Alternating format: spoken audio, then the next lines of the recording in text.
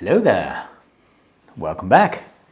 I'm Father Roderick, and this is Le Palais Royal. What is it actually? What is it called in Paris? The palace. The palace. Let me quickly look that up. It's the Royal Palace, right? No, it's called the Grand Palais. The Great Palace. Well, great it is, even though this is micro scale, because this is, here are my fingers. This is how small it is, but look at this beautiful micro build. Hello, Adam. Hello, Casper and Joshua. Welcome to the chat. And so today we are going to build the Champs-Élysées, among other things, because actually I hope I can finish this build today. But that, of course, will depend on my progress, because this is seemingly a very simple build, but there are so many little pieces here that it's very easy to get confused. Ooh, these are interesting new pieces that I've never seen before. These have a black dot. The Grand Palais, yes, that's it. The Grand Palais. And we need 3 orange ones, or orange brown ones. This. And then 1 dark red one. And 2 of these. And it says that I need to use, oh, this one. There you go. Guten Abend, Luca. Herzlich willkommen. All right, well, let's start building this very first miniature house.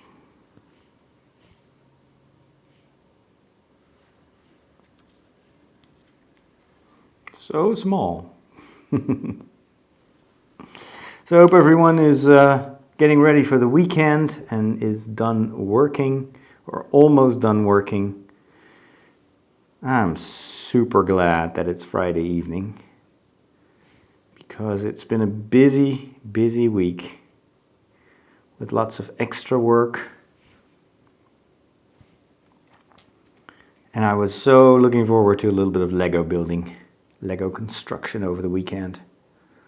So I'm super happy to be doing simple things again.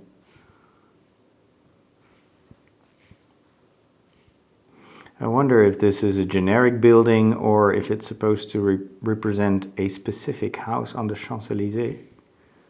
Not sure. This one goes right there, so we're going to do the buildings one by one. Since you're building Paris, then have you ever heard of the French show Miraculous Ladybug? No, I've never heard of that show. Goedenavond, Samuel. Cześć Boże. Hello, Dzwoniek. And welcome. Adam has 3 more hours left at work, and then I'm free. Freedom! I'm good. I'm so glad it's the weekend. And I am so ready to start building a modular house or a museum or something like that. But before that, I have to finish Paris. We can't leave Paris unfinished. I keep saying Paris because of my work. C'est le magasin de pas grand-chose de bon. C'est vrai? All right. Another little house. 1, 2. a 3. Maybe I've forgotten something. Yes, I have. Because I had a leftover piece, so this one needs to come first. And then we have this ice cream cone, because that's, or this ice cream topping. I think that's what it is originally. There we go. Good, good, good. All right, let me see if I can light that a little bit better. If I can aim the light at it better. Okay, another house with these white pieces with a dot on it. I need 3 of them. Okay.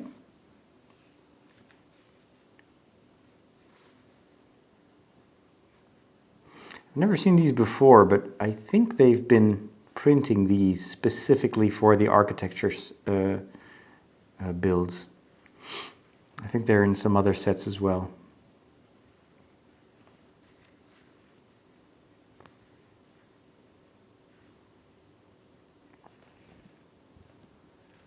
It's a nice way to do micro scale windows, I guess.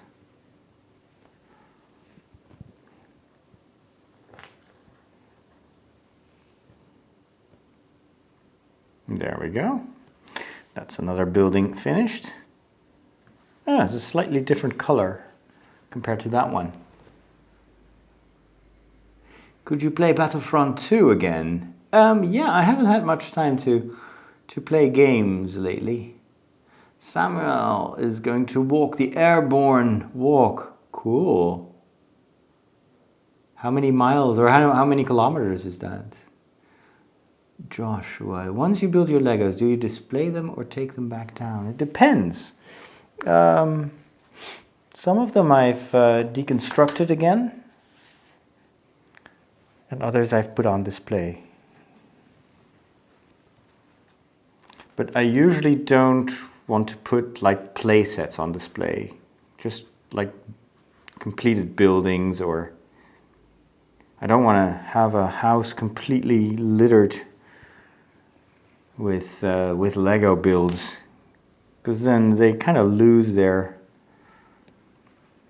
special, I don't know. Too much of a good thing can be a bad thing, if you see what I mean. I do have one Lego city where I put the houses on display. Oh, hold on. Oh, I have to turn this one backwards? Oh, geez, this one should be the other way around as well. I'm not paying attention at all. This one goes here, and this one goes here. All right. Now we're going to build some miniature trees consisting of a stem, 5 of them actually. 1, 2, 3, 4, 5, and then each one has 2 of these dark green 1x1s for the leaves. Wow, this is really micro scale. Very cool. And it's a very simple build.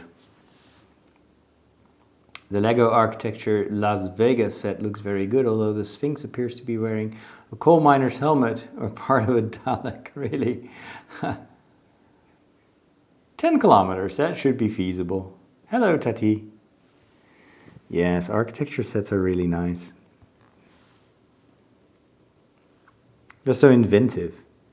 They're a little bit pricey, though. That is kind of my own criticism, my only criticism. Is you don't get much in terms of volume for pretty steep price. I mean, this I paid for Paris, I don't know, 35 euros. And it's a tiny set. So the reason that I wanted to build this set was mostly also to learn, to see which techniques they use. and see if I could make my own in the future. Because of course micro builds are usually way cheaper to build than these big ones.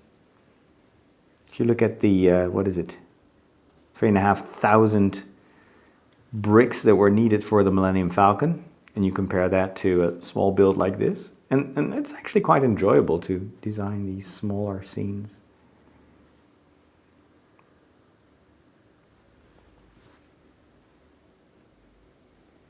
There we go, we've got our 5 trees, which we're then going to place in front of these buildings. Very square, these trees. I wonder if they've been cut that way in real life. I don't think so. I'm not sure which kind of trees are on the Champs-Élysées, but I've been there several times, but I don't remember exactly what the trees looked like. Not like this, I think. Let me see, there's a little text here. It says, the most glamorous cycle path, this prestigious avenue. Oh, they are actually square, the trees, that's cool. This prestigious avenue has been the final destination of the Tour de France since 1975. The riders do a series of circuits back and forth along the Champs-Élysées as a finale before the awards ceremony. So yes, on the there's a small photograph. Let me see if I can show you that. It is right there. So the trees seen from above here actually do have a square shape. They're a little bit more light green compared to these dark green ones. Okay, what's next? Next is going to be the Montparnasse building, the Tour Montparnasse, which is a very modern building, and that one is going to be, from the looks of it, very technical. So it's going to have lots of these red, ugly bricks, and that is something that Lego does a lot nowadays.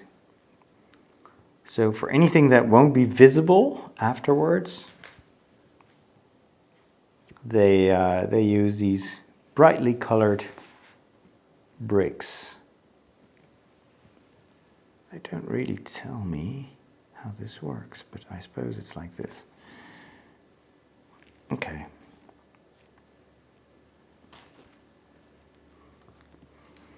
So, have you already seen the videos of the new Ultimate Collector series featuring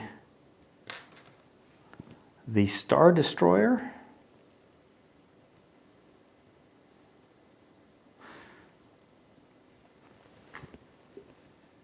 There's that one too, has a lot of technical Lego construction on the inside.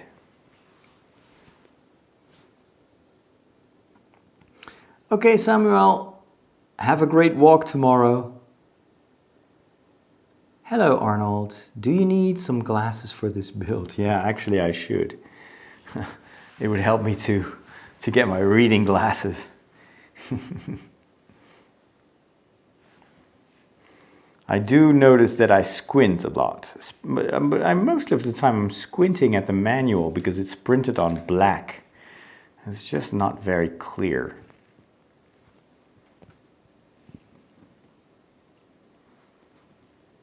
That's the advantage of anything micro. It sometimes does require glasses for older people like me. Okay, another floor. This is going to be quite big. Not as big as the Eiffel Tower, but still.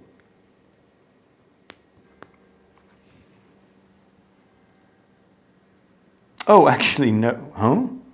Wait. How many floors? 1, 2, 3? Okay, no, I'm still on track. This one, like this, and another blue one.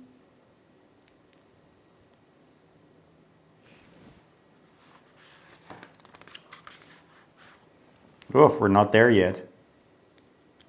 Even more.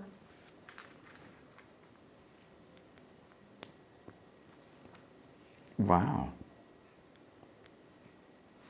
I don't remember this tower at all from my previous visits to Paris. I guess it's something that you see either when you're in front of it or when you're standing on the Eiffel Tower or another, you know, like vantage point.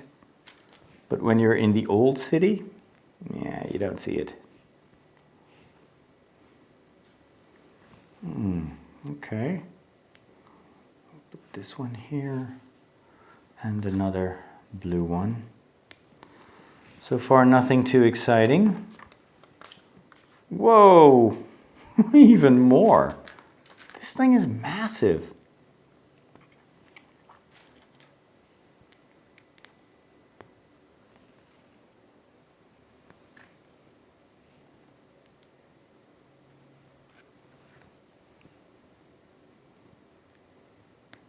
There we go. I think we're finally here.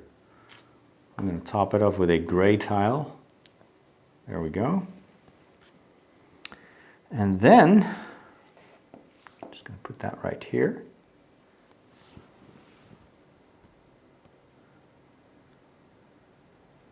Bonsoir Aurélien. Bon courage et que la force soit avec vous. Un grand merci. J'en aurai besoin. I'm going on a pilgrimage tomorrow, says Casper. Cool, where are you going? Donizete Belinato. Hello from Brazil. Ha! Bom dia.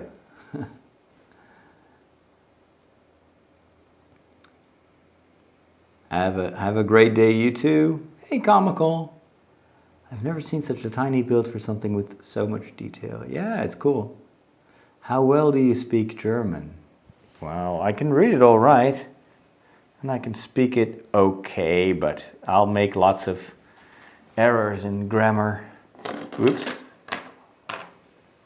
Because it's such a hard language. You guys made it way too complicated for a simple Dutchman. Aber wir können einander verstehen und ich spreche es auch ein bisschen, aber vielleicht ist es besser, auf Englisch zu reden, so dass die anderen Menschen das auch verstehen können. Did you see the new massive Lego Star Destroyer? Yeah, I just mentioned that.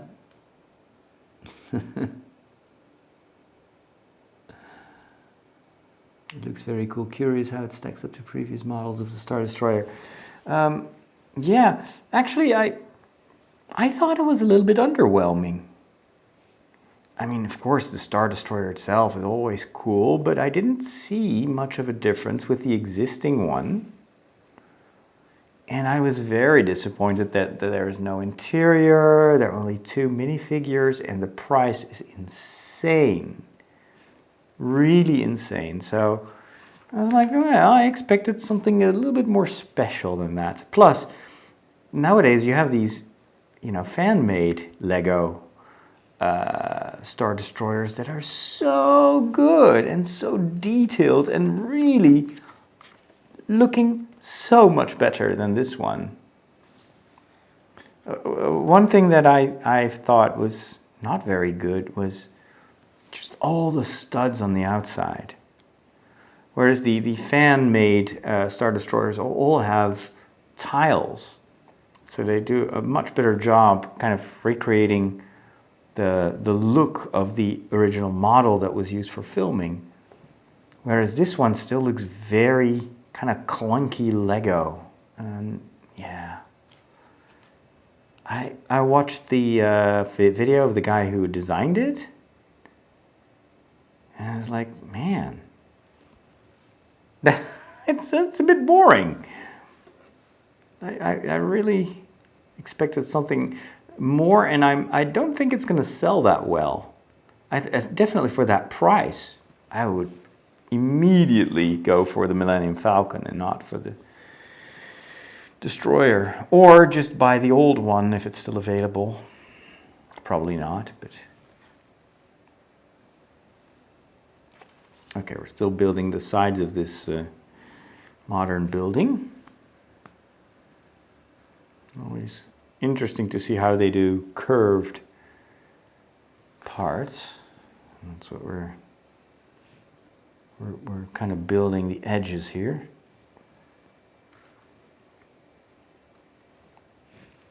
And these black pieces are very prone to fingerprints. And I just I just came back from the kitchen, so maybe I should have degreased my hands first. Okay. There we go. Ah, this is probably the yellow thing is probably to attach it to the floor.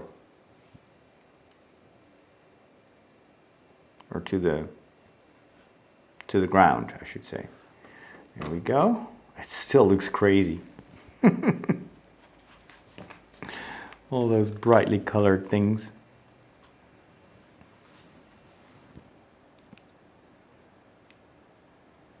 Have you ever been to America? Yes, I have, many times. I even have family living in San Francisco. And my grandmother used to live in Daly City, which is south of San Francisco. And I worked, I started an American nonprofit 10 years, no, more than that, 15 years ago. So I've been an American CEO for quite a bit. Not anymore, though. Started my own nonprofit here in Europe, which is a little bit easier and closer to home.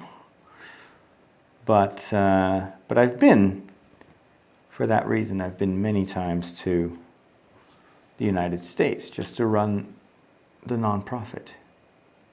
I'd usually go to Atlanta and Boston later on, but I've been to Texas. I also sometimes had to go there for radio work. So I used to also be in radio. And so I've spent about a week or 10 days in LA, covering kind of the religious dimensions of the general elections there.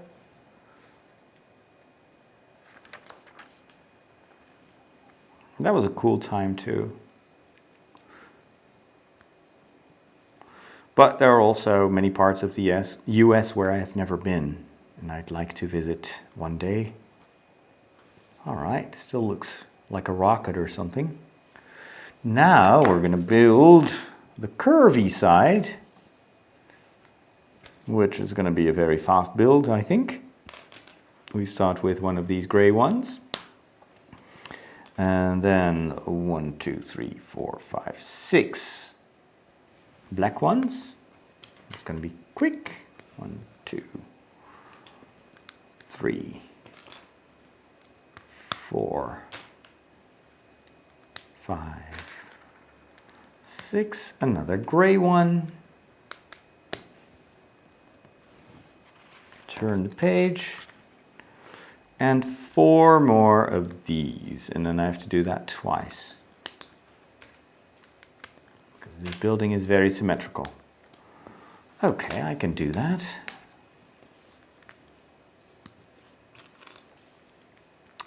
One. Have you always wanted to become a priest? No. Oh, no, absolutely not. As a child, I wanted to become so many different things. Comic book artist. I love to draw my own comics.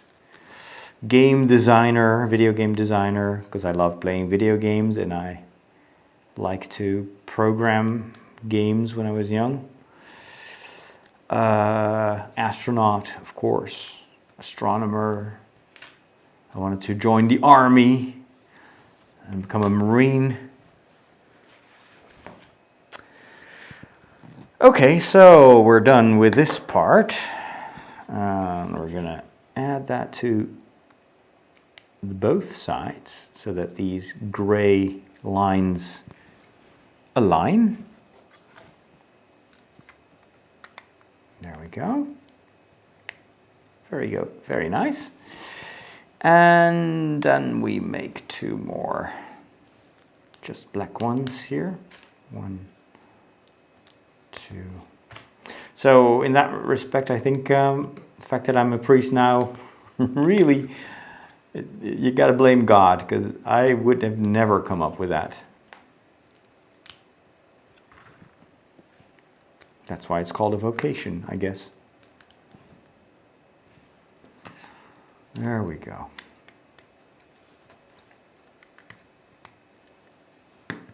That's it. I think. Yep, that's it. And that now I see why they had me build these 2 things here. That's what's going to hold this thing upright. Boom! Haha! Okay. Well, that was easy. That was certainly easy. So there it is. The Tour Parnasse. It's enormous. What an eyesore. Oh, dear, oh dear. Where are you from, Father? I'm from the Netherlands, Holland. You remind me of the Doctor from Star Trek Voyager. Yes, I get that a lot. I'm honored. It was one of my favorite characters from Voyager. So, an immense window cleaning task. It is estimated that this 59-floor building has 7,200 windows. Amazing. Yeah, the studs look really bad on the destroyer, make it look very cheap. There's no interior and only 2 minifigures. Yeah, that was... Okay, the reasoning of the guy who made it was, well, it's, you know, minifigures, it's not minifigure scale. But I'm thinking, you know, that's such a rational argument. What you need to think of is, will people want to buy this? You have to give them something more than just a ship. And what would these minifigures have cost? Like production money. That would have cost them, I don't know, $5-6. What is that on a total of what is it, $700?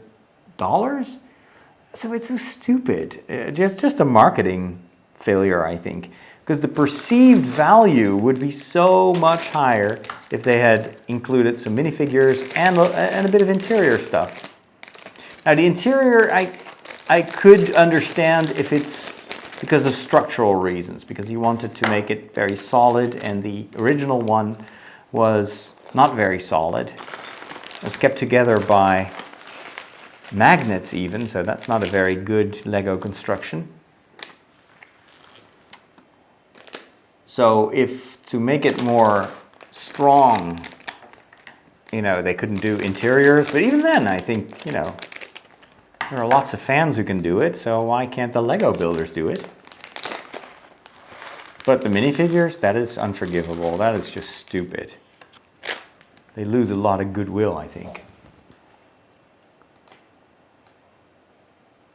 Hey Kieran, do you watch the Clone Wars? No, never seen it. I'm waiting for Disney Plus. Fingerprint alert, yeah.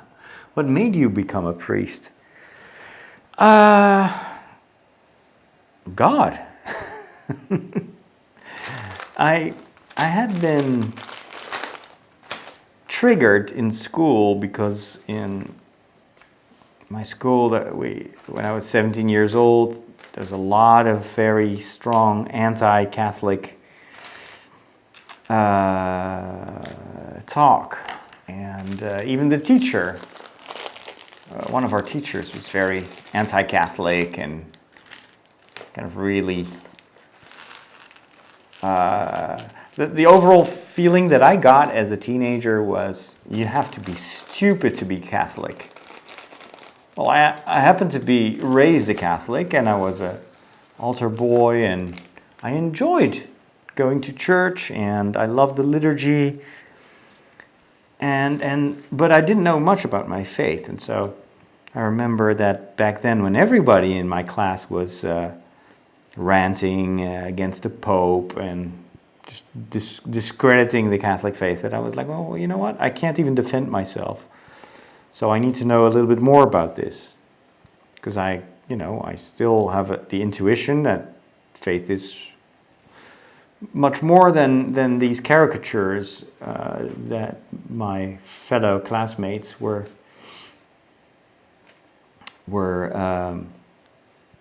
reducing it to. And so I went to the library and got myself a couple of books of church history and some other stuff I don't even remember, mostly church history. And I was just amazed. I was like, wow, why didn't anyone tell me this? And there's so much history in here, and so this is so fascinating. And that gave me, I think, the awareness that a lot of the criticism that I heard in my surroundings was not based on any knowledge. It was just trendy to be anti-Catholic and to be against the Pope, and that, I think, that kind of triggered the more scientific, the Spock in me. I was like, that is not logical to discard something that you haven't studied before you rail against something. And I had similar arguments earlier today with some people that are hating on Harry Potter without having read the books. And I was like, how can you judge something that you haven't studied? That's stupid. That is really stupid. And that's what I thought also of my classmates. I think you guys are just stupid. You're hating on something that you don't even know, and you didn't even put the work in to study it. So that's what I did. I studied it, and the more I read, the more I became convinced that the Catholic Church didn't just say things because they hated people or because they held on to like outdated traditions, but that there was a whole doctrine behind it. And so, and then from one thing came another. My curiosity kind of helped me understand better why the church said certain things. And I was like, well, you know what? If it's been around for 2,000 years, then maybe it's true. And if it's true, let's say, if God really exists, then that should have way more consequences for me than my faith currently has. For instance, then I would need to pray, right? And I need to live a Christian life. And what could be cooler than if God was really there? So that's what I did. I started to pray, and then you start to kind of feel the pull of, I don't know, I think later on, in hindsight, I know that God was calling me, but at the time I had no idea what was happening. The only thing I knew was that I wanted to pursue this fascination. I wanted to know more. I started to pray, and that started to impact my life. And then my parents sent me, or my mom mostly, sent me to a retreat, a youth retreat, which was very life-changing. I had my first confession. I didn't even know that existed. So I just, and that was really, for me, that was really an encounter with God, I think. That's the first time in my life that I felt something of, the existence of God. Not rational, but kind of on the inside. Just an overwhelming love and a presence. And I think that's probably where my vocation got started. And then I had no idea that I was called to become a priest. And so, again, I went on a pilgrimage to Lourdes, also a youth pilgrimage. My parents or my mom sent me there thinking that, well, then maybe that is going to help him. They were not convinced at all that, this was that it was here to stay, because I would have these infatuations all the time and hobbies. And I had, you know, one week it was Star Wars, and then it was Star Trek, and then it was astronomy, and then it was comic books. And so they were like, oh, this will probably go over. But, you know, can't hurt for him to go to Lourdes. In Lourdes, I was there with, I think, 10,000, maybe more, other young people. And it was the first time that I saw kids from my age that were Catholic. And the first time in my life that I saw young priests. I'd never seen, I thought priests were all super old. Gandalfs. And a lot of these priests were very, I don't know, just very radiant and kind and enthusiastic, but still didn't get the message. And then I went to the grotto the evening before we would go back home. And that's where I kind of, I felt that God probably wanted me for something, and I couldn't figure it out. And so I prayed at the grotto, and I asked Mary to help me find an answer. And I got that answer that same evening there at the grotto, and it was super clear. It was almost like something that I had always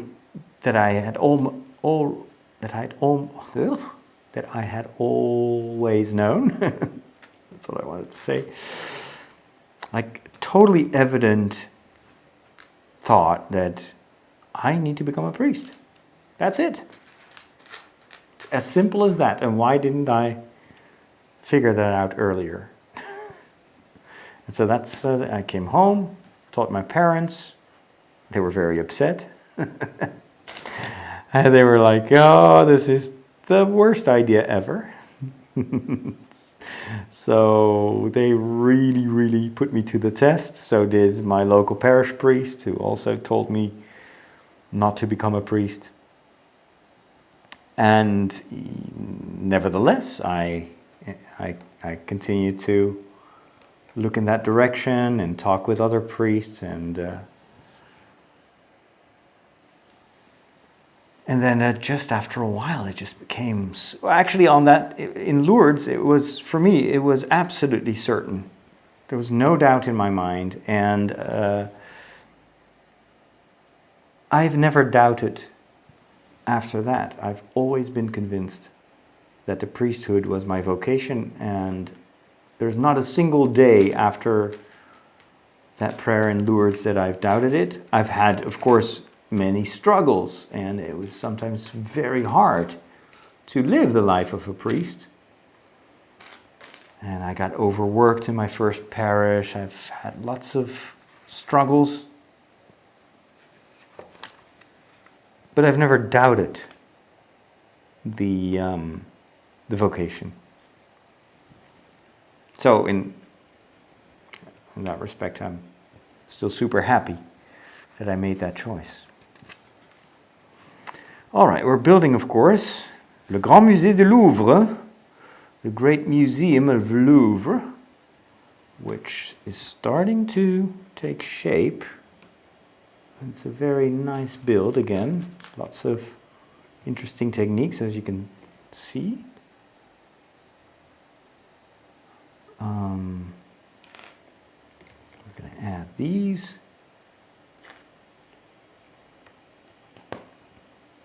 The moment you see these stones, you know that something, this is for a facade.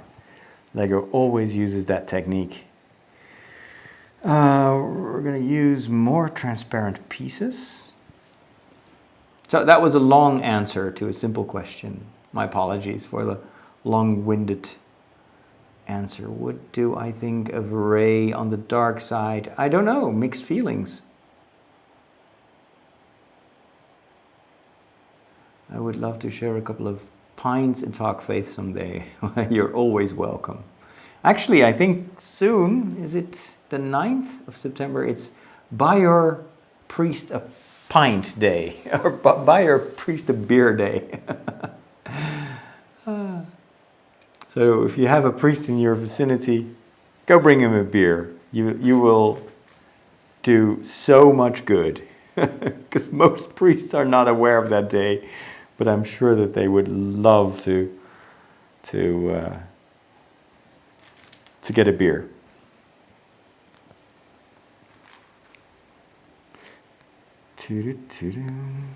All right. Interesting little intricate build. Not sure what I'm building, but interesting it is. Okay.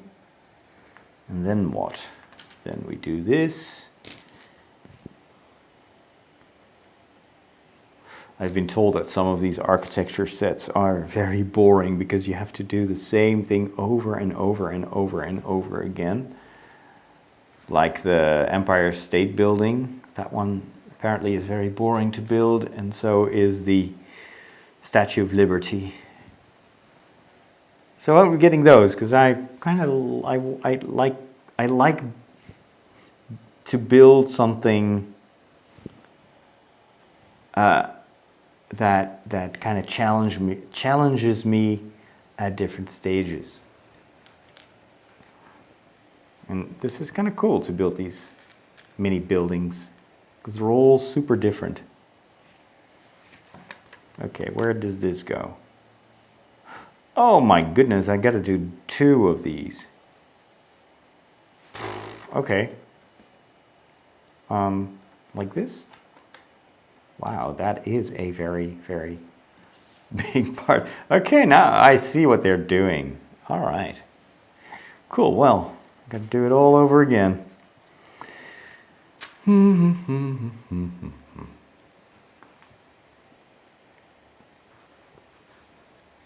I'm glad the camera works well enough. It's sharp, it's in focus. Still, the colors are not totally what I want them to be. The kind of the light is not ideal, but it's much better than it was. It's much easier to film these smaller builds than, let's say, Millennium Falcon. I can't wait to start building this modular building. Before I do that, probably my next build is going to be the Greengrocers modular, which I got secondhand, partially deconstructed, so I want to build that one up. Maybe I'll completely deconstruct it and rebuild it with the manual, just to have that experience. Okay.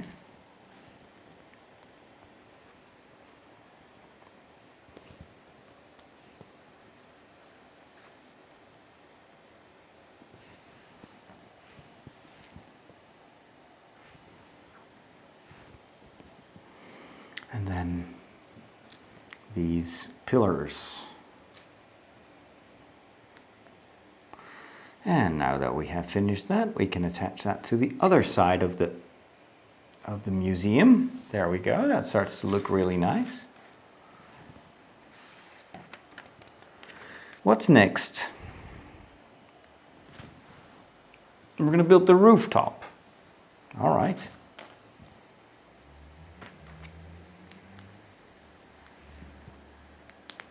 There we go. Plus this and this.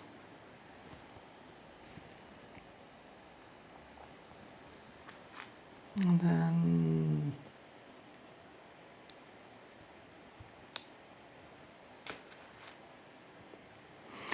I saw the architecture set for Venice online. That looks also quite nice. It's a very abstract build, but I love the city of Venice and I've been there, so maybe I should get that one too. I'm not sure if I can get it in the real Lego version because that one seems to be out of stock, but maybe I can find a second-hand Leppen set or something like that. We'll see. We'll see. Plenty of stuff to build anyway. Most of which is real Lego. Alright, little rooftop thingy.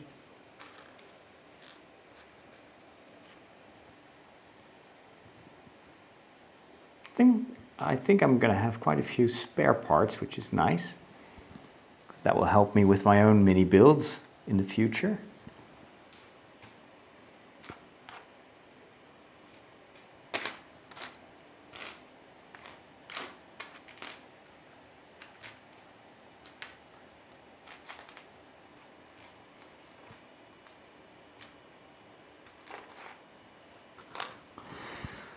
There we go. Same thing.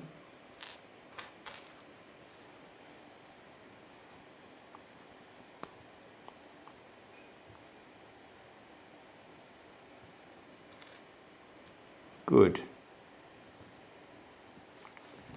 Okay. And these go right there. Oh, this is starting to look like a real building now.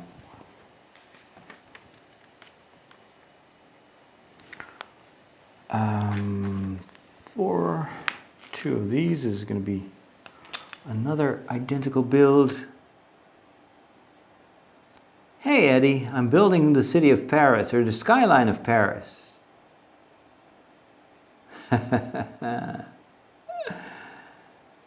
Magician. What was your first confession? I'm not going to tell you. It's secret.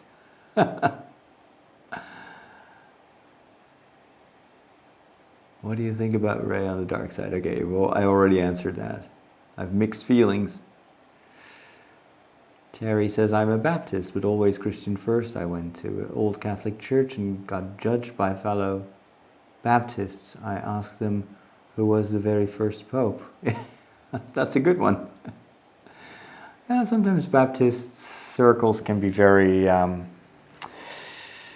reluctant when it comes to, you know, contacts with Catholics.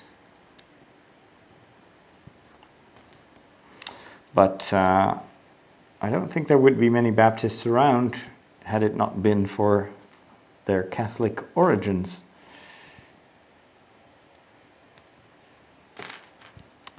That's why it's so important to always study the Church Fathers. That is our common foundation, and it helps get a good perspective on the evolution of and the origins of your own denomination. Plus, the Church Fathers are a super inspiring read.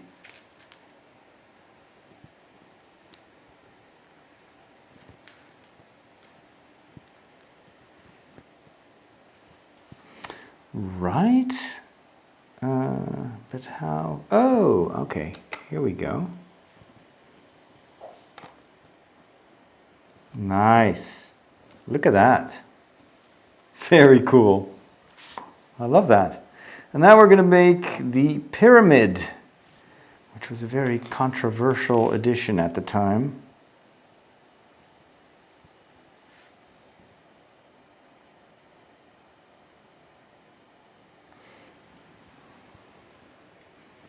Because it's so modern compared to the rest of the building, but now it's a super popular tourist thing.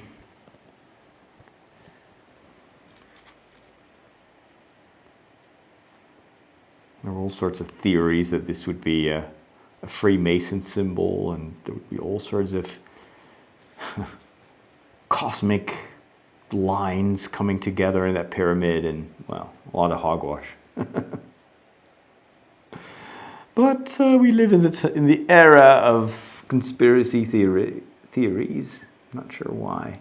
And this is a super rare piece. which is a transparent pyramid, which is made specifically for this set. So we have our nice, it almost looks like a diamond. Very, very nice.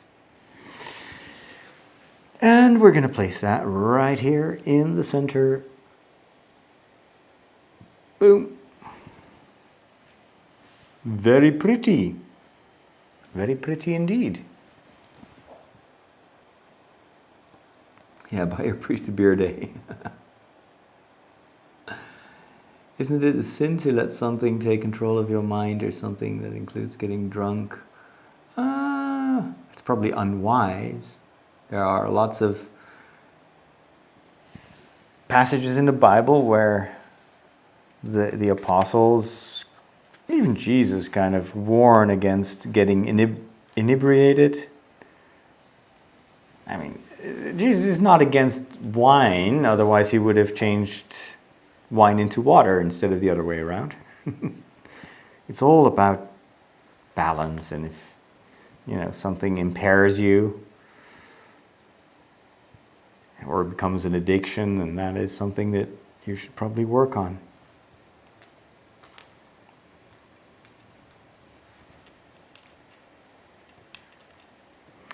All right, 2 more trees, also the blocky ones, that we're going to put right here. Next to this is probably going to, this is the what is it? The pond in front of the Eiffel Tower, I guess. I'm not exactly sure what that represents. Let me read the explanation about the Louvre Museum.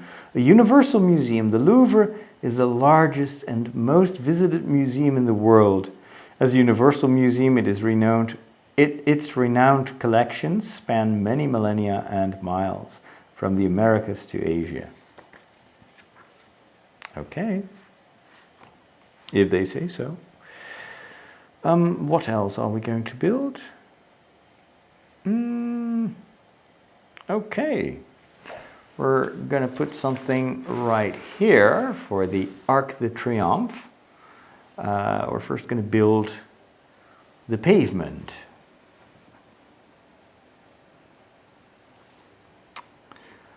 That's going to be an interesting ensemble of both plates, tiles, and then of course it also needs to have some of these stud pieces so you can place something on top of it. We'll see. I'm curious to see the build for the Arc de Triomphe because it's such an iconic building in Paris.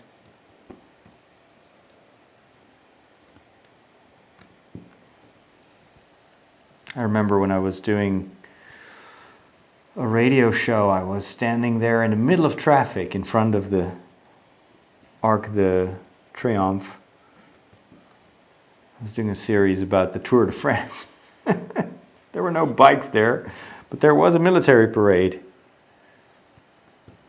And it was very hard to get audio in that spot because everything was so loud. But I'm glad I wasn't filming, because at least with audio you can still select the pieces that are good audio-wise, but filming would be impossible with all the traffic. Fortunately, I was recognizable as a priest, so nobody dared to run me over. Okay.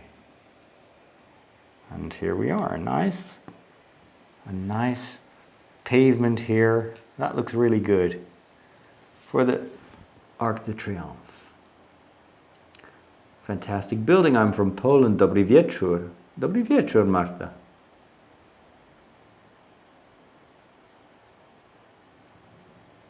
I'm a Baptist, says Terry. Bring a pastor a beer would be bad. Or you can bring him flowers.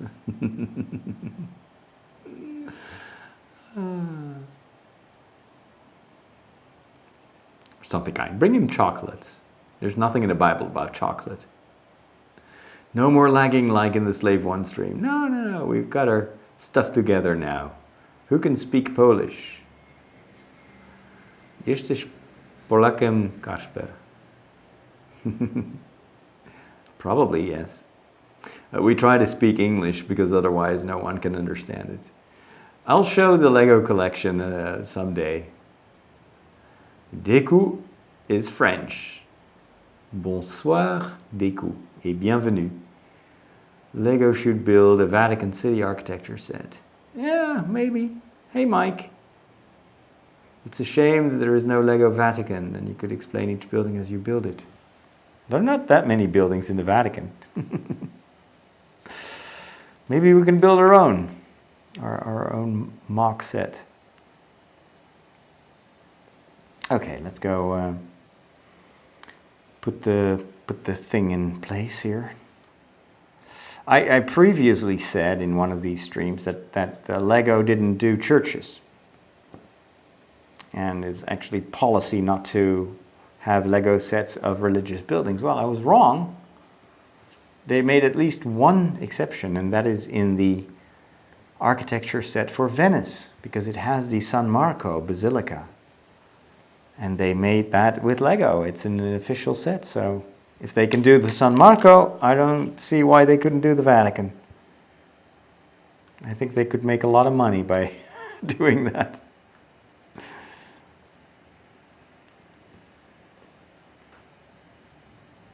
Maybe I should go to Denmark and pitch it to them. They can. I can offer it to the Pope if they want. If they need someone to go and get the Pope on board with the Lego. I volunteer. There we go. This is going to be a very simple build from the looks of it.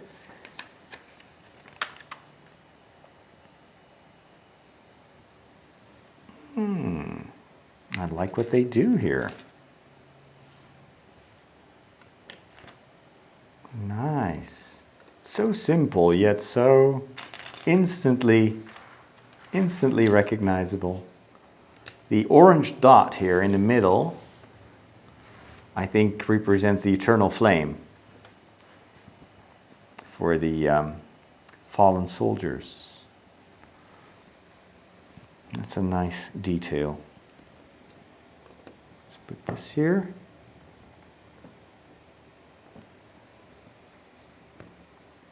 This is starting to look really solid, this set.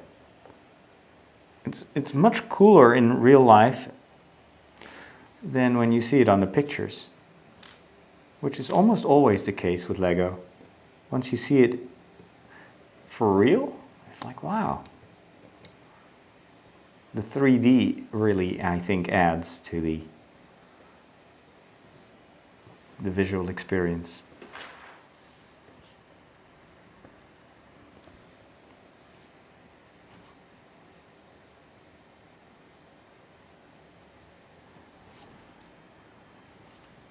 There.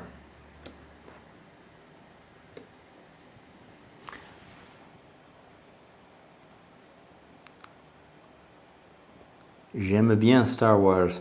So now in France, do they call it Star Wars, or do they still translate it? Because when I was young, they always translated it directly into French, and they would say La Guerre des Étoiles instead of Star Wars. So I'm wondering if that's still the case, or did they switch to the regular branding?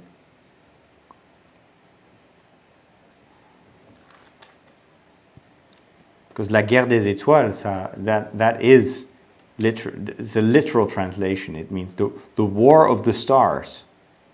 But it's more of a descriptive name. It's much harder to put that in a logo as well. La Guerre des Étoiles. And it also translates as the War of the Stars.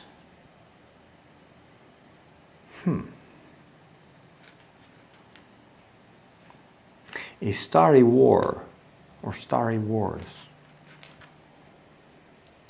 Okay, hey, this is it. I've never seen this piece before.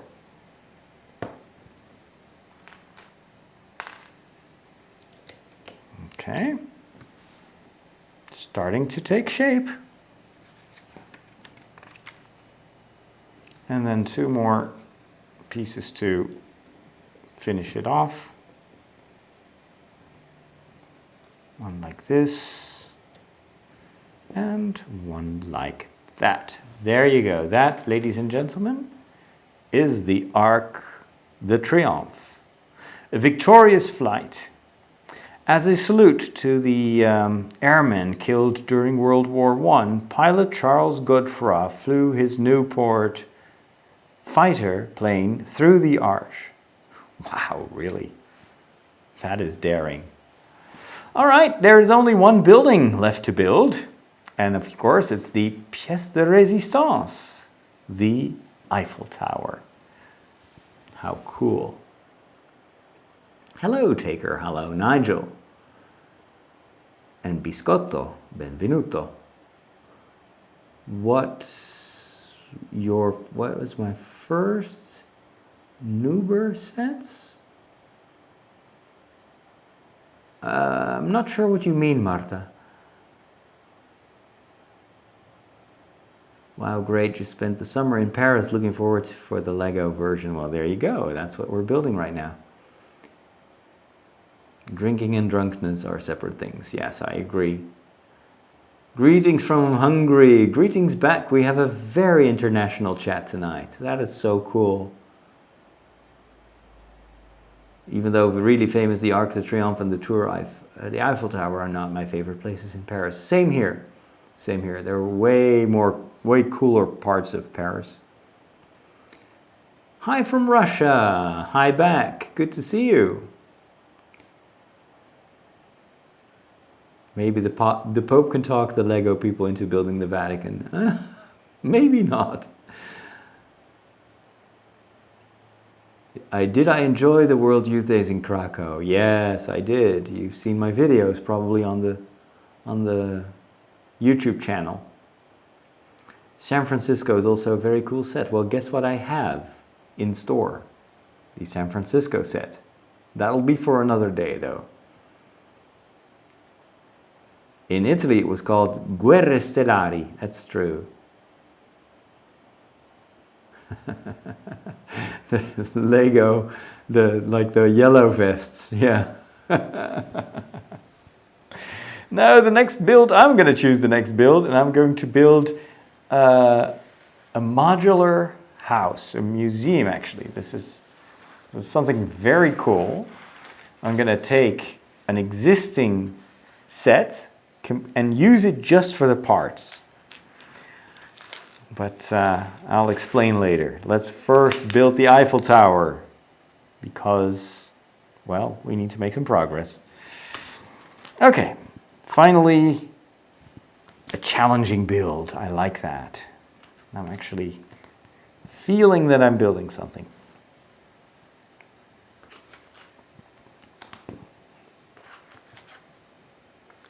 All right. This is probably the middle piece on top of the 4 legs. All right, of course, a lot of tricks to attach the rest of the building to it.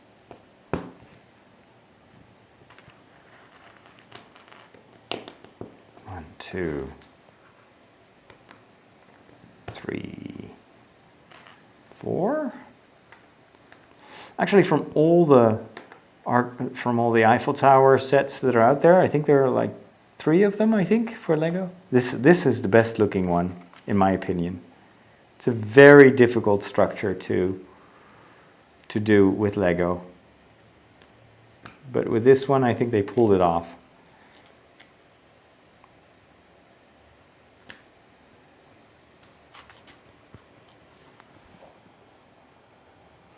Is the Lego San Francisco set covered in tiny little homeless people like the real thing? Yeah, it's sad. When I visited San Francisco many years ago, it wasn't as bad as it is today. But that is not the fault of San Francisco, I guess. It's the entire American society. There's such a divide between the poor and the rich, and such a complete lack of a good social system to help people in need. It's really quite sad to see that, especially because there's so many good alternatives as demonstrated here in Europe. Of course, we have homeless people too, but it's nothing like what you see in the US. And it doesn't really seem to get better either. It's incredible that a country that is so wealthy and whose economy is thriving so much can't take care of the poor. Instead, they're waging wars about gun control, which is super sad. Super, super, super sad. Anyway, I also know that there are lots and lots of great people in the US, just like in the UK, where you can't equate what's going on the political level with like the man in the street.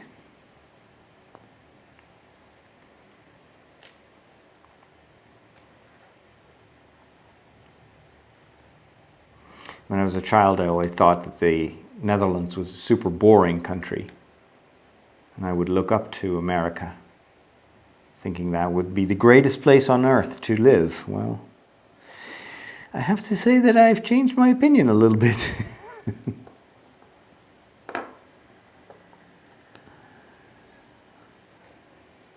I actually quite enjoy living in this boring country. At least we don't have mass shootings every week.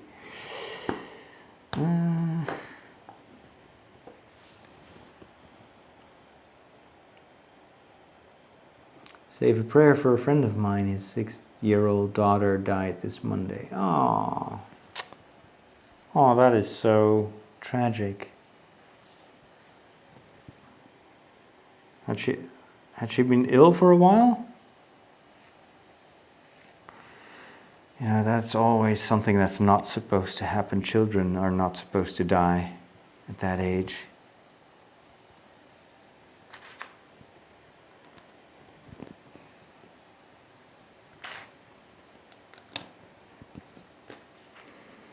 We live in a broken world in many respects.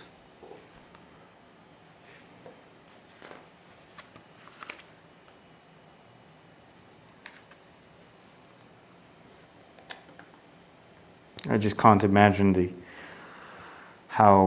what it is for a parent to lose a child. That must be one of the greatest sufferings imaginable.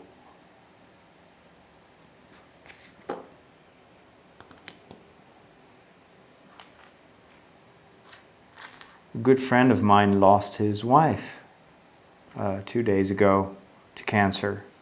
She was only 3 years older than I am. And also really was saddened by his distress and how hard it is for him to be alone now. There's really so much hurt. And you kind of know it from the news and intellectually, but when the people you know, when your own friends or family, when they hurt, when they suffer, it becomes so much more unbearable.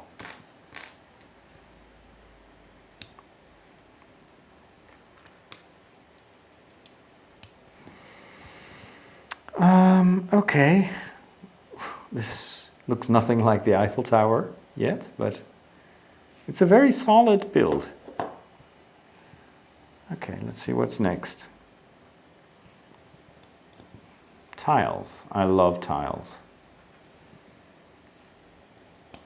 For some reason, it's a very gratifying element. because the tiles get rid of the bumpy surface of a lot of these Lego sets, and that I like that. I don't know why.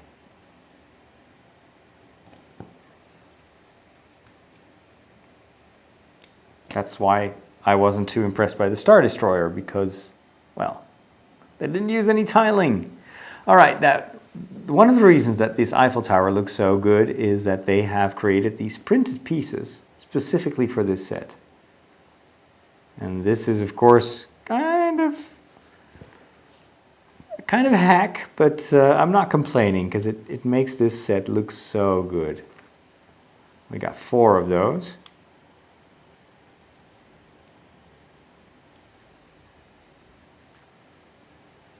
And this would be impossible to pull off with regular Lego.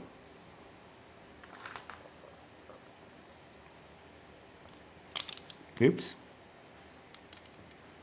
But this, like a specific element like this, will immediately make the set a lot more expensive. Look at that. You can now totally see the Eiffel Tower.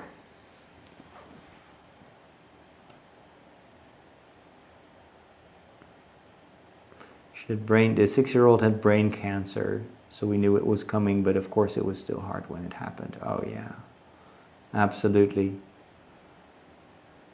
Cancer is just terrible. 3 children, 2 friends have died in the last year. It's so unreal. 2 of them to the same parent. Oh, yeah. It's always kind of hard to imagine how you would feel or what you would do in such a situation, because we are not in that situation. And very often I see that people are extremely strong in the most harsh moments of their life. It's sometimes incredible how much good can come out of an objectively bad situation.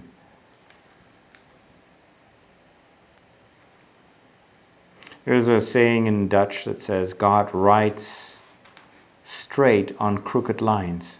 I always really, really like that image, that even though sometimes things seem to go wrong, it doesn't mean that God can't do anything, or can't somehow turn that into something that bears fruit. All right, that's why we have these little hooks here, so we can make slanted sides, which is, again, I love that technique. Brilliant. Brilliant. Look at that. Look at how beautiful that is.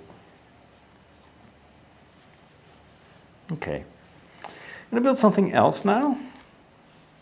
Starting with a square. 2 sand-colored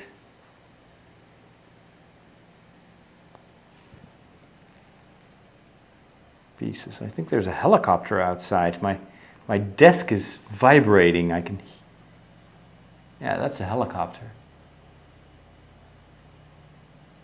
And it must be flying quite close, because the air, you can even see it to the cameras, is moving. Usually when there's a helicopter, there's been a burglary and they're trying to track the burglar, or a robbery sometimes.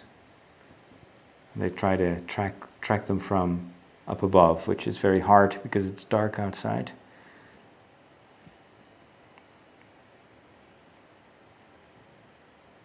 But sometimes they catch them.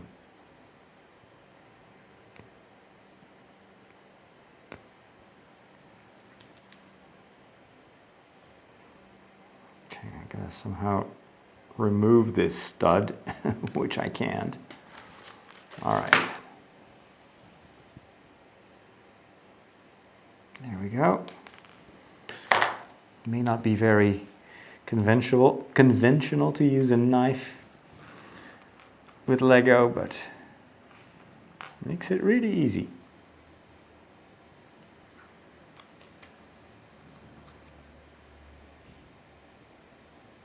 Okay. So this is probably the upper part of the tower.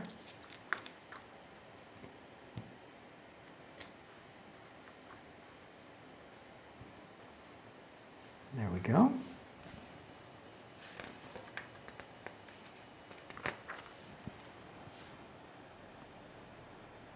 Let's talk happy things instead, like Lego. Hey, Lawrence. Are you already preparing for the Christmas Mass? Oh, no. Oh, please, no. One thing at a time. No, I don't want to look ahead too much. I have to do that for my TV work. I have to sometimes work months in advance, but for my personal life and my parish life, I like to be in the present. I never really write out my homilies or anything like that anyway. I always talk in the same way I'm talking to you now. I think it's been at least 25 years since I ever wrote a homily on paper.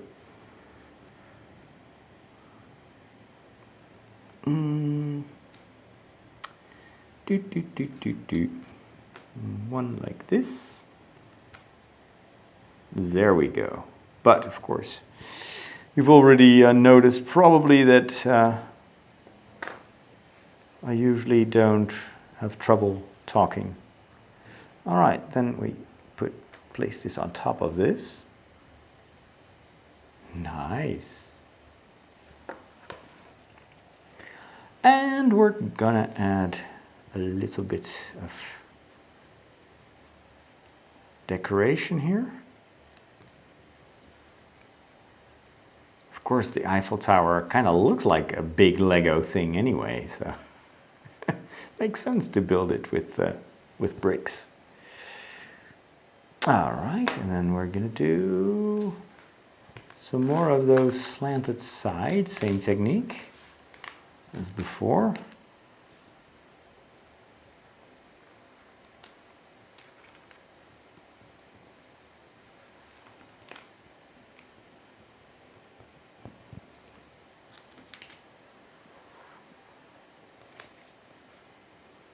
One, two, three, four. There we go. And then we're going to add it to this.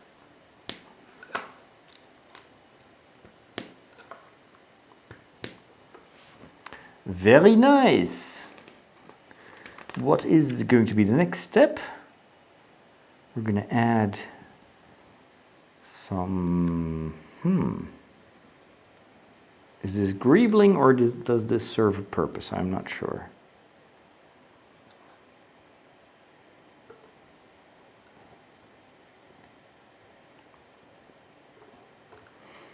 So one of the things that I've done this afternoon was to plan the entire first 6 months of television production for 2020. So I came up with a list of shows that I need to produce, topics, because I'm going to film those in the upcoming months. And that is kind of crazy. All right, we're going to build this second floor. But how? Oh, I think I forgot something here.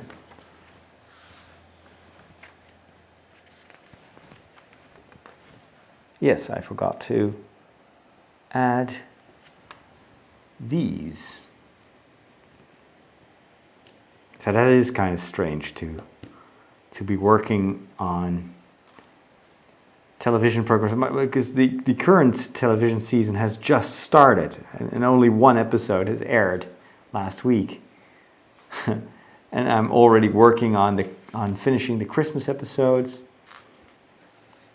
So I developed some more plans this morning, and then we're going to film for next year already.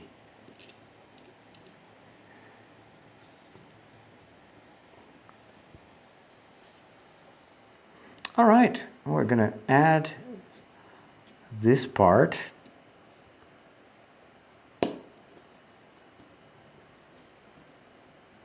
Okay.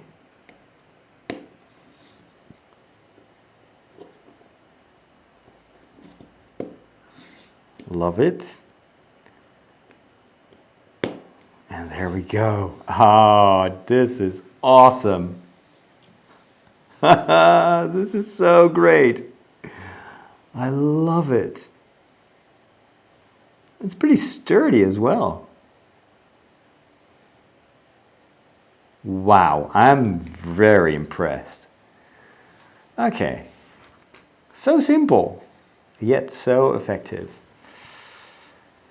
Let's add this. I'm gonna make 4 of these.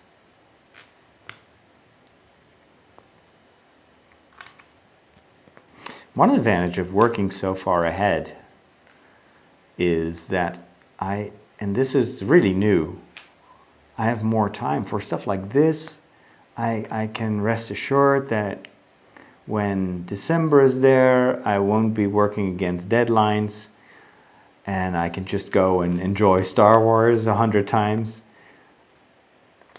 And that is something I've never been able to accomplish in the past. I was always kind of behind with my work.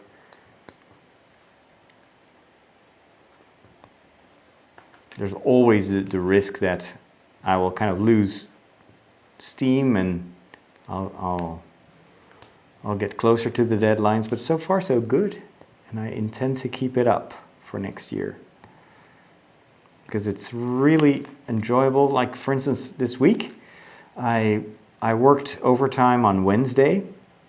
Well, normally on Wednesdays, kind of my day off, but I had to work the entire day for the TV show. And then I took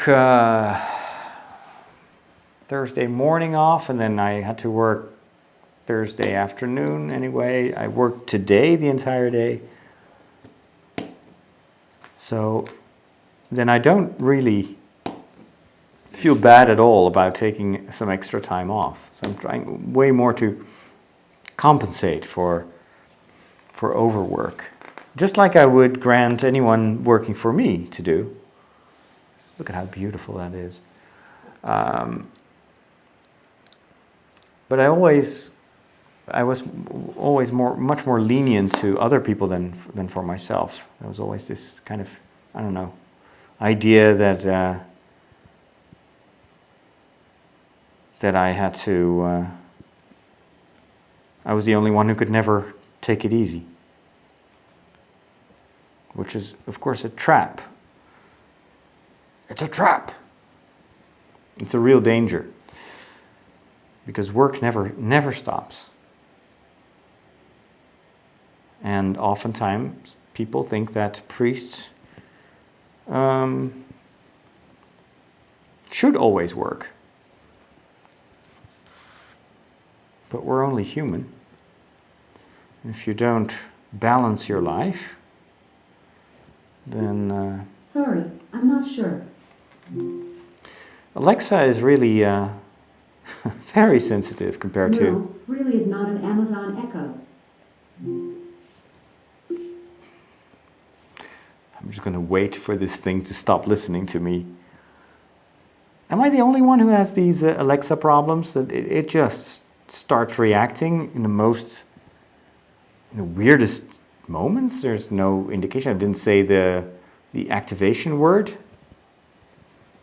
This happens even when I'm just watching a YouTube video on the computer. And all of a sudden it starts talking to me.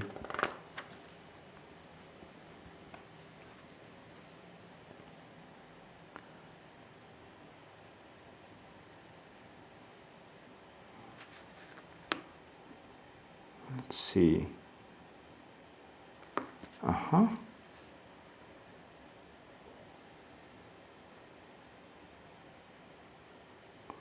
Okay.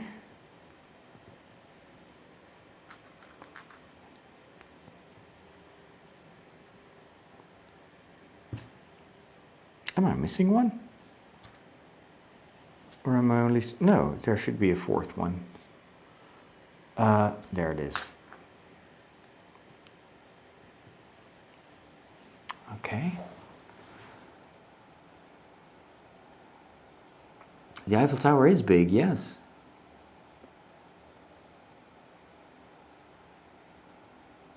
Oh, cool, cool. That's good news, Lawrence. I'll keep you in my prayers.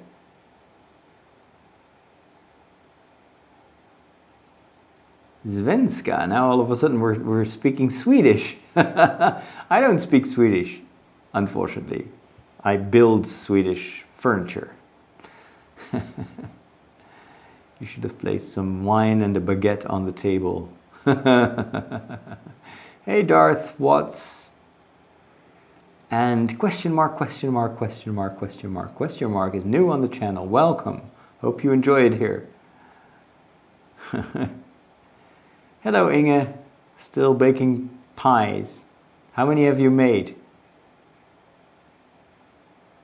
Well, the Roman collar is it's not really important to the priesthood, but it is, I mean, it doesn't define me as a priest, but it helps other people recognize me as a priest, and they will more easily start a conversation. And it makes it visible to people that the world still has priests, which I think is important for people to know, because otherwise you get the impression that the church is completely gone. So you'll see me walking around as a priest on many fantasy fairs in places where people don't expect priests to be. And that's exactly what I like. So often when I go to these fantasy fairs, people will walk up to me and say, "Are you dressed as a priest, or are you a real priest?" So they think I'm cosplaying, which is always so hilarious to me. So this, of course, is the top of the Eiffel Tower.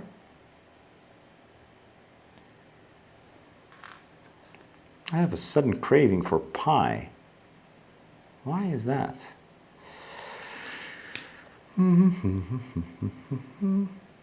There we go.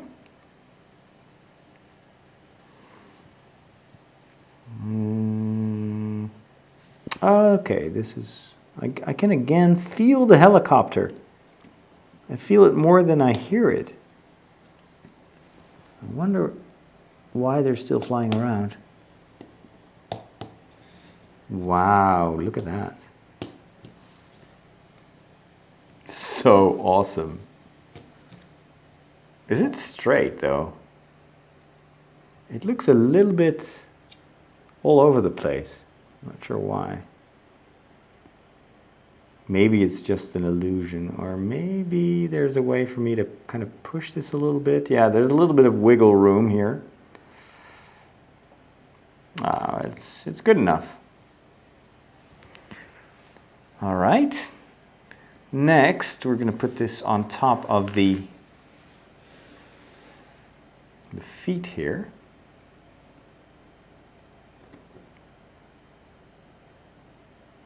Wait.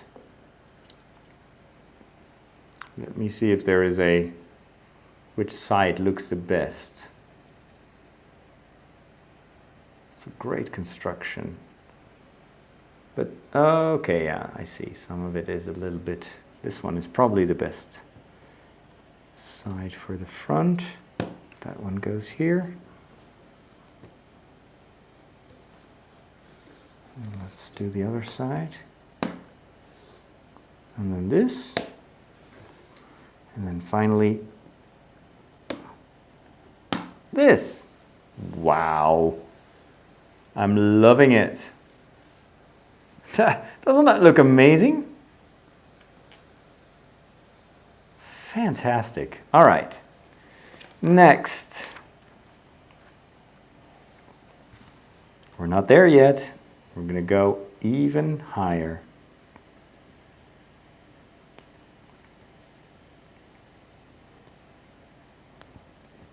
Because of course there's going to be flag on top of the tower. And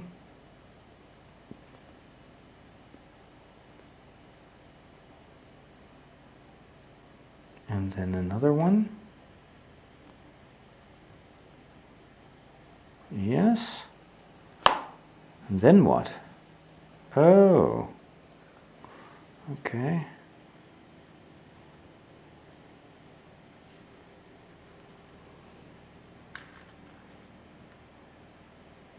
There's that helicopter again. They must be hunting for someone, burglars, or... Because if this was a medical helicopter, they'd be in and out.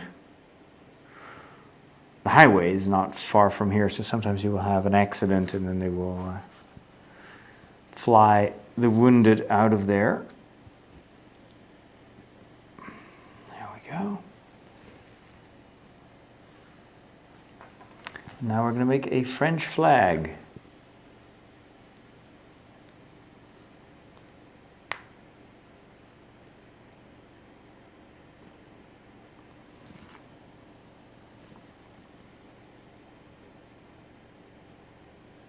There we go. Super simple, but it works.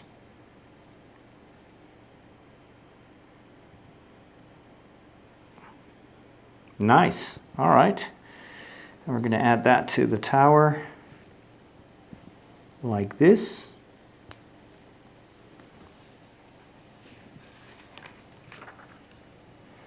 And then to wrap things up, we're going to place that on top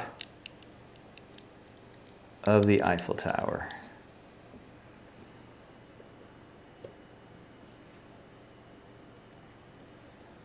There we go.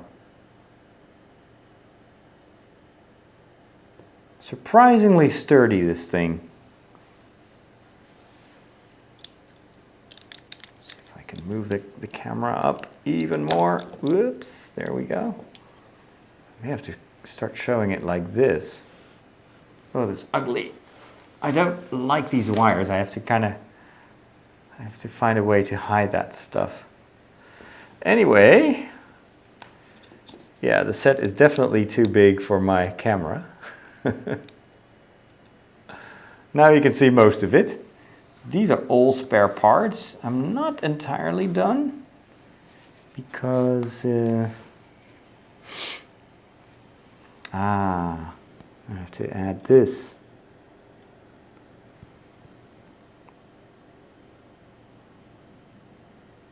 How many? Just 4?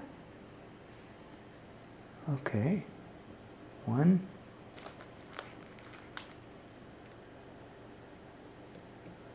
2.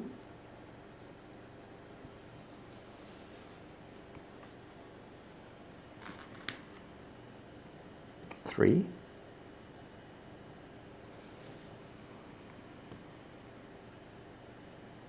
4.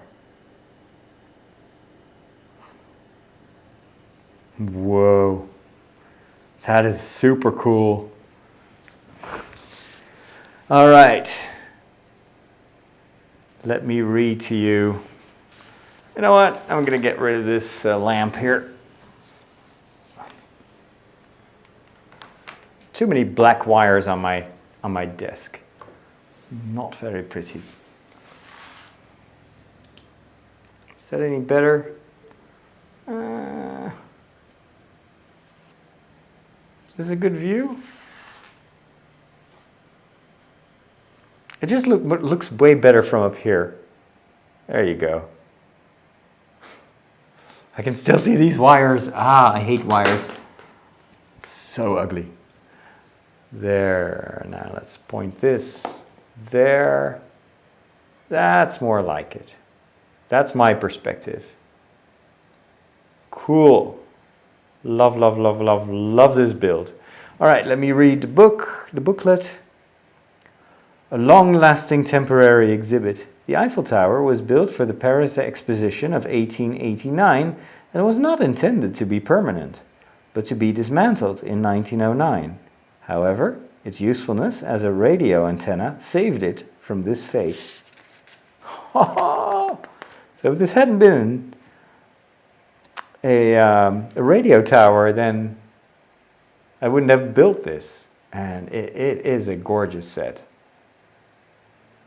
I'm really glad. This is perhaps the biggest eyesore, but it does counterbalance the beautiful Eiffel Tower. I gotta say, in 3D, it's absolutely gorgeous.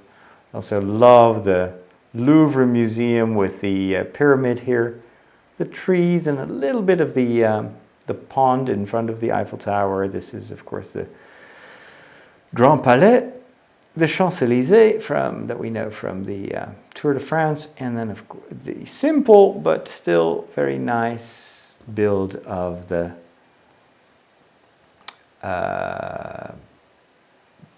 Arc de Triomphe.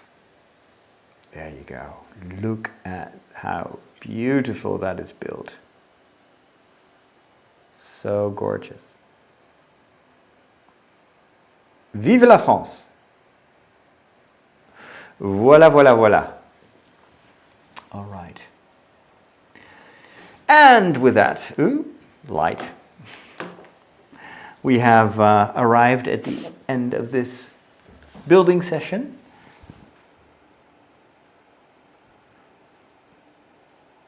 Today was a episcopal ordination of Monseigneur Philippe Marcet, who's a new auxiliary bishop. Cool.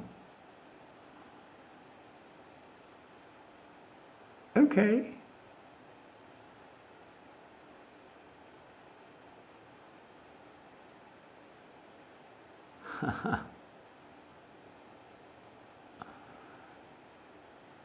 Wow, you guys have been chatting quite a bit.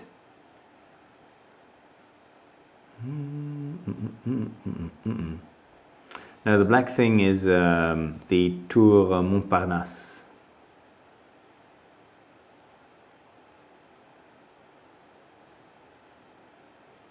Ulrich, yeah, he's going to be a cardinal.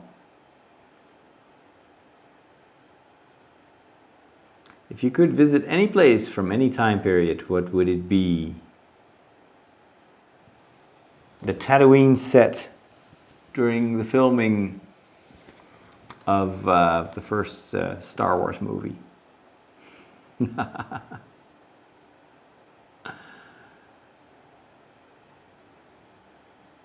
Whoop, there it is. Hey man, I've been trying to figure out where you're from, but I can't put my nose on it. Your accent sounds almost American, but a few words sound different. Yeah, I am Dutch. I'm very Dutch, but sometimes I pick up words from, I don't know, British English. I kind of always hesitate to lean into the American accent. I could, but I'm not sure if it's going to be pretty.